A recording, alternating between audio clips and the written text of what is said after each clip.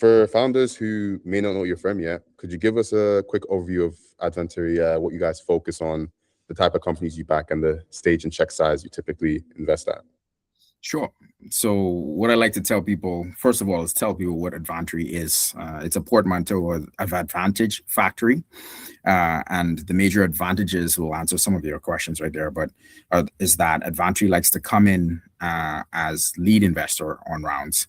And to be honest, we actually are pretty broad in our scope. So we cover fintech, we cover energy, we have some sports teams we're syndicating, but within healthcare and life sciences, we're syndicating rounds typically of about 3 to 30 million. So that's the first advantage. The second advantage is that we actually can get you a decision on a letter of intent within 2 months of you submitting your profile. And that's generally unheard of for a lead investor. And then the third advantage is that even within life sciences and healthcare, we're pretty broad in scope. So we can do health tech, med tech, biotech. So in terms of getting back to your questions now, one, check size is generally 3 million to 30 million in healthcare and life sciences space. Two, what sort of founders and things that we're looking at? We assess a lot of what you would hear from other investors, the team, the market, the traction, the product, the IP, and your financials, a few other things as well. But that's generally what we assess. And then in terms of healthcare and life sciences, we're looking for companies and if they've already kind of gotten a certain amount of regulatory approval, or they're in the process of approving, they're pretty kind of close down to having things in place, such as, let's say, 510K clearance or IND enabling studies. Generally, we're looking at companies that IND open or IND ready, at least. We're looking at people that have 510K clearance or like almost there, or let's say you have some alternative path like a 505B2, which can accelerate your path to market. We're looking for companies of that regulatory stage. We're looking for companies that are not necessarily distressed. So you have at least 6 to 8 months of runway, because we have a syndication process. We're a fundless sponsor. And what that means is that we don't have a standalone fund. We actually syndicate each round, which allows us to be diverse, because each round, each investment that we do, we tap the relevant LPs for that. So that's a little bit more about how we operate and what we invest in. And now just a little bit about some companies. I think that's another one of your questions. So we've offered an LOI to the world's first RNA-based platform, RNA-based AI foundational model for cancer biology. That's one of the recent ones that we offered an LOI. We're currently syndicating around for a company that's optimizing clinician workflow, and when I say that, I mean like reducing admin burden.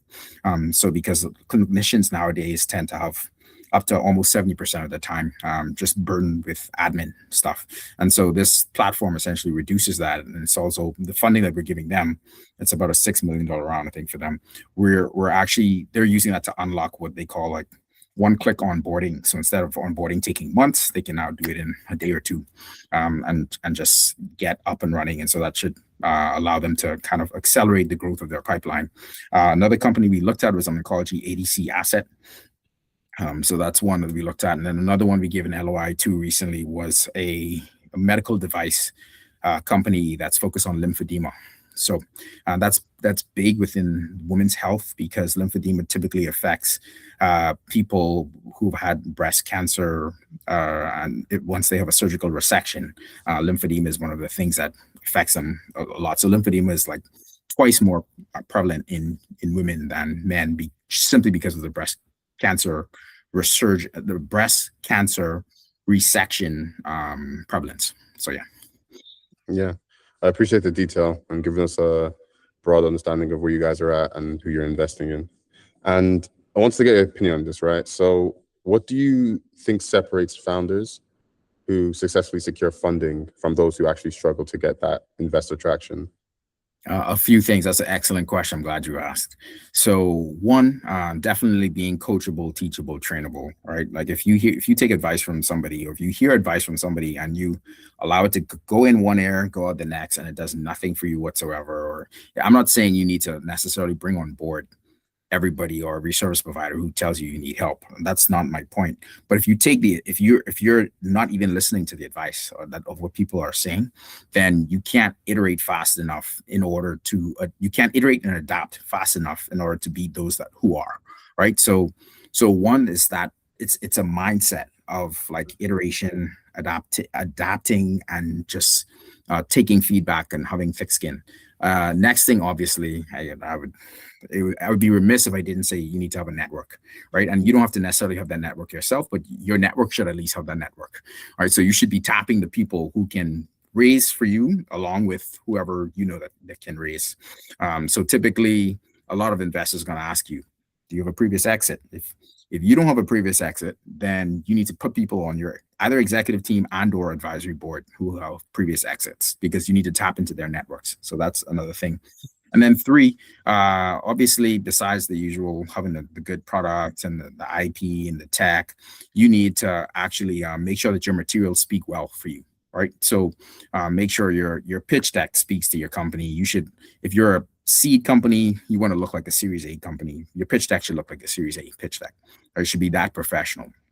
If you're and vice versa, if you're Series A, you want to look like the Series B. You're not only your pitch deck, your one pager, your financial model, because that's going to be key to you getting through due diligence.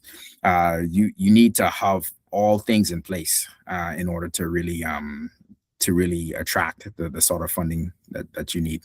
And I'll give you two pieces of advice from two fellow investors, so you get that back up what I'm saying. So Jessica Federer, she is the Women's Health Fund Managing Director, board member of Angelini Ventures at the BioFuture conference in NYC last October. Someone asked her the same question: how do you get her attention? She said, I hate to tell you this because it's difficult to do, but warm investor introductions, right? So if you don't know investors directly, find someone who does and get warm investor introductions. That's the way to do it, according to Jessica Federer. As an investor doing that, investors are going to look at other investors differently than they're going to look at founders. So there's an element of respect. And if they know you, it's an element of trust as well. Another investor who was there, who was asked the same question, was Michael Langer. So that last name may ring a bell because his dad is Bob Langer, the famed MIT professor, co-founder of Moderna. And so Michael Langer, when asked the same question, put it pretty bluntly. He said, reduce the obvious dings against you. Most founders he sees as shitty pitch decks, pardon his French on this recording. So he said, get a consultant to fix your deck. And I mean, when I heard this, I was like, this guy's like, he's plugging me here, right? And so I went up to him afterwards, introduced myself, and said, I was the first person after his talk, and said, thank you for the plug, right? Because that's a lot of what I also do as Higgs Insights.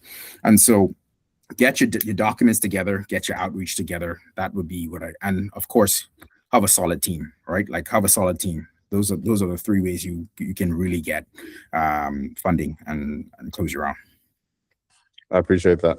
And I want to ask then, what are the kind of major shifts you're seeing in early stage funding right now that founders should understand? Any major trends from what you're picking up on?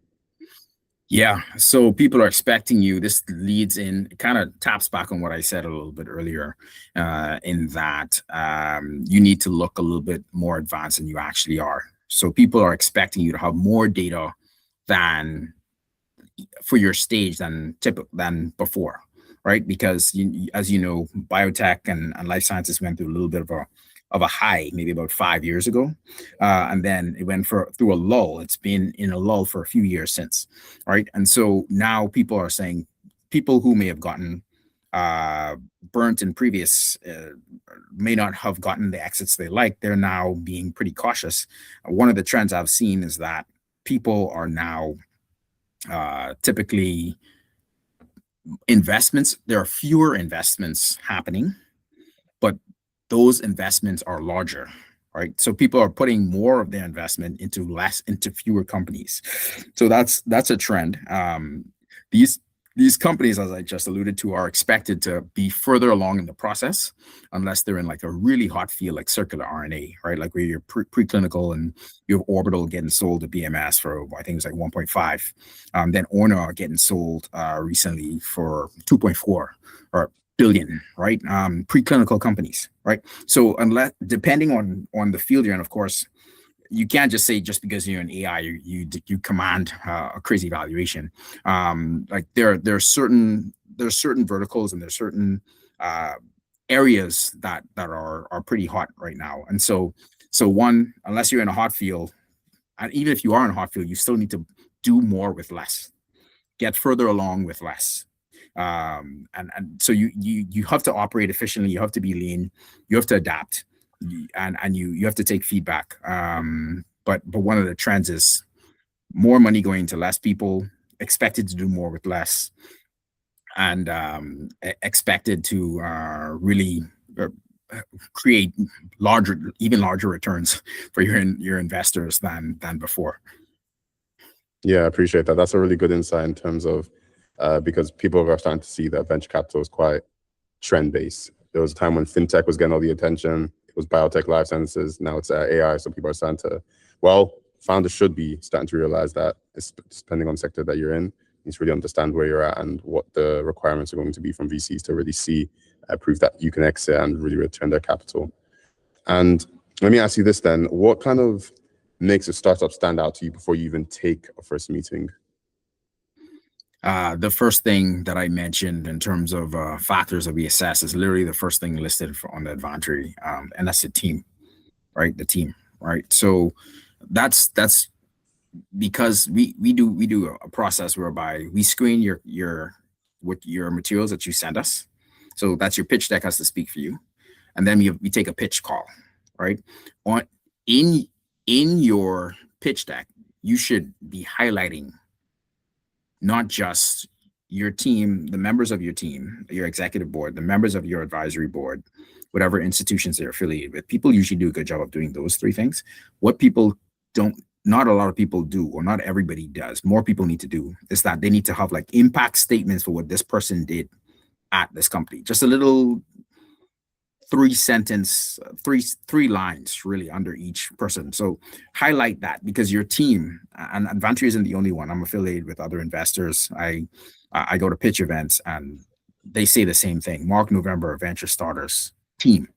Rob Kramer's of Shepherd Ventures, team.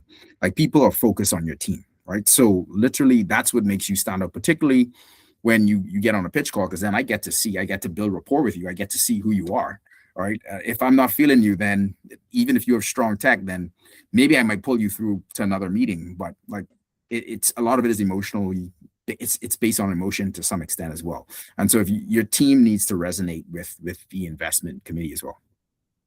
For sure. And obviously focusing on the team, that's very qualitative. So kind of to follow up on that, from a quantitative perspective, what kind of metrics matter most to you when you're looking at a startup in terms of numbers? Yeah, and so in terms of numbers, now we're thinking more in terms of lines of product, IP. So generally, at least from Advantary's perspective, we like to see you have a certain number of patent families, right? Generally in the neighborhood of, for our investments, we're looking at about 8 or so different patent families. If you don't have close to that amount, and it just depends on where you're at, you could have other things that could offset it. If you have revenues, money speaks, right? But in the life sciences space, companies tend not to already have revenues until they've crossed regulatory clearance. So what we expect to offset that is, hey, you have some patents. If you have about 8 patent families, that sounds good. We could start talking. I spoke to it a little bit about before in terms of the regulatory path, making sure your IND open or IND ready. That's usually good. Or if that's not your path, maybe let's say a 510K is like on the way or practically done, or let's say you're 505b2, you've gotten clearance for that, and certain other things that can help is like breakthrough designation from the FDA, or other like orphan drug designation. Those sorts of things can like help. So we look at these metrics and we say, we don't say, with the exception of maybe the IND for that path, you kind of have to be a certain path. Everything else, we kind of look at it in on the whole and say, okay, well, do you have this? Do you have this? Do you have this? And then, of course, you have to have a runway, like I said, right? Like we don't invest in distressed assets. So you have to have a runway of 6 to 8 months. We should be confident that you're going to get a good return in a certain amount of time, right? Like that's, I think every investor, they invest, of course, they're investing for impact, particularly in the healthcare and life sciences space, but they're also investing to get their money back plus more, right? So if anything you can do to de-risk that or to assure us that we can do that more effectively, everybody has their own metrics. I just told you a few from Advantary. Yeah, for sure. And kind of following on from metrics, then I know you guys said you're looking at anywhere between 3 and 30 million. This is obviously the funding that you're going to provide to startups. Now, let me ask you this then: how do you determine a startup's value before you even deploy that kind of funding? Yeah. So we assume that the startup has done a lot of that already, and so we generally take the person's pre-money valuation, that whatever they give us, we put they give us a range. We put somewhere, we give them the benefit of the doubt in terms of setting up the LOI. However, where the rubber really meets the road is once we've done due diligence. After the LOI is when we do due diligence, which is why we're able to get you a LOI so quickly, because we haven't done diligence yet. We've just screened you. So once we do due diligence, that's when we jump into the financial model. We see what you have. We like to see different valuations. Personally, as I mentioned, I may have mentioned before, between me and you, as a consultant, the principal of Higgs Insights, I do extensive financial modeling, and I have team members who do extensive financial modeling. As part of our valuation tab, what we like to have is we like to put 3 different methods for valuation. The simplest and the one that most people can relate to, the easiest, is like earnings multiples. And obviously, if you don't have earnings, then it's like projected earnings multiples, right? Earnings upon exit multiples, right? So earnings multiple is one, but we also do discounted cash flow is another one, and then free cash flow to firm, so FCFF, DCF. So we do those 3. That's standard for us at Higgs Insights, and so we look to see what you have, and we see if it makes sense at Advantary, and we obviously can apply all the knowledge of the different partners here. And so if it doesn't make sense from that perspective, from let's say those valuation metrics with earnings multiple being, or prospective earnings multiple being the simplest and the easiest to explain to others, then we might revise your valuation, right? And so we do our own assessment, but we give you the benefit of the doubt with the LOI. But when it comes to the term sheet, so you have LOI, due diligence, term sheet, syndication, and funding, right? So that's how we operate. God, that was really valuable. Thank you for going into depth as well with the financial models. A lot of I'd say VCs, especially at the earlier stage, they kind of tend to blind out the financial models because of how early the companies are. So they think as long as they got a good product, good team, then they can kind of bypass that. But I think at every stage, financial models, as early as the startup can be existing, a financial model can be used to kind of justify the valuation. So absolutely. I appreciate that. Yeah. And let me get your thoughts on this then. Just from your personal experience, what do you feel like are the 3 biggest mistakes founders make when they are raising capital? Well, I probably draw on some of the things I've already said and just do the opposite, right? Like, so for instance, I think one of the biggest mistakes that early stage founders make is thinking that you can do it all yourself, right? Oh, I have to do this. Like, I have to do the outreach, right? I have to create the pitch deck. Like, see, what happens is not that you can't do it, but when you have to add all the other things that you have to do in addition to running the company, what happens is you become the bottleneck for the company. Your company can't move fast. It's better if you can delegate tasks and then ensure quality by checking in on them and following up with them. You shouldn't be the person like executing on everything. There's certain things that only you can really execute on. That's more like, a lot of that involves like the actual partnerships and the meetings with people and building rapport with the necessary, whether it's investors or strategic partners that you have. So I would say 1, not delegating, right? I sum that up to say that that's probably the first, not delegating properly. 2, I would say the next thing to that would be, I think that's definitely one of the biggest, but I'll allude to what I was saying earlier, which is like not taking feedback well, right? So I think from every interaction that you have, there's something that can be gained, even if you're not directly working with that person. So if they give you feedback you've never heard before and nobody since has said anything, maybe it's a one-off. But if you heard some feedback from someone before, and this person is saying the same thing. Even if you dislike the person, I think you need to really take in and try to work on that feedback, right? And so that's, I think, one, not delegating properly, two, not accepting feedback properly, and then three, thinking that having having um, a misplaced expectation of how fundraising works. You are doing outreach. These things often take way longer than you think, right?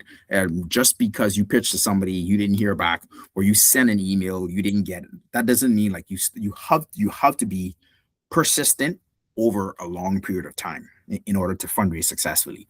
So I would say, don't, if you're only sending one email to a person and then expecting, if you don't hear back from them, that's it, then you're doing yourself a disservice. Some people might not even see that email, much less feel like they need to respond. So that's one thing. The same thing, if you only pitched to a person once, or you even invited back, but you didn't get the sort of feedback you like, that sort of thing, you just move on to others. You're not building that sort of rapport and relationship that could lead to something later on. Even if they don't invest now, either they could connect you with someone potentially who may invest, or they could invest later at a later round. And so I think you have to realize you have to play the long game, even though you're raising to close your round pretty soon, right? So I think those are probably the three biggest mistakes I've heard, that I've seen people make. Nice. That was really concise. I like the first one was really that resonates with me quite a bit in terms of founders and their inability to delegate. Yeah, they're just so natural to bootstrap, and they think they have to do everything themselves to prove their value, but I don't think so at all. I appreciate that. And now to kind of wrap it up, we have a little segment at the end called Please Stop and Please Start. Um, Essentially here, I want you to tell me something that you want startup founders to please stop doing. And this can be anything. This can be in regards to valuation, outreach, in regards to due diligence, and another thing that you want startup founders to please start doing. And these things don't have to be related to each other. They can be completely separate. You can go as personal, as raw as you like with this. Yeah, I'm gonna start with the please start, because that's top of mind right now. So please start doing, if you're not already doing, like, diligence on your investors before you invest, right? So for instance, I'll give you a personal example. I asked somebody to, I like to inform people how Advantary works well in advance. I sent out a link. I said, before you submit your profile, check here, right? Read up upon Advantary here. They didn't check. They got through the process. We liked what they were doing. They were ill-advised on, or they just didn't know about a certain part of how we operate. And that led to, like, it was like a shock when they found out. And so I was like, okay, hold up. Like, but I sent this email. Did you not see this? I mean, the email has the link where you submit your profile, right? And so I actually revised my messaging since, to say, like, to be a little bit more, I say, please read this here. And then, no, seriously, and then once you have completed reading the above, right? Like, I'm just double taking to say, hey, read that, read this. Once you finish reading, then you can submit your profile, right? So so I'd say, please start doing due diligence on your investors before you submit your profile, or you start talking to them. One. Now, as for stop, I would say, please stop. I think I would say, please stop. Please stop. I would probably go back to what I said about expectations, right? So please stop thinking that this is a one and done sort of a game, that you're going to submit now or send a message to, and it's all going to be done. So realize that this could take a while, particularly in this environment. And so adjust your expectations accordingly, and just keep at it, right? Keep at it. So that would be my please start, my please stop. Dad, really appreciate your time. Thank you so much. Thank you for everything. Great insights, great perspective. I like the detail you went into. I really appreciate the time.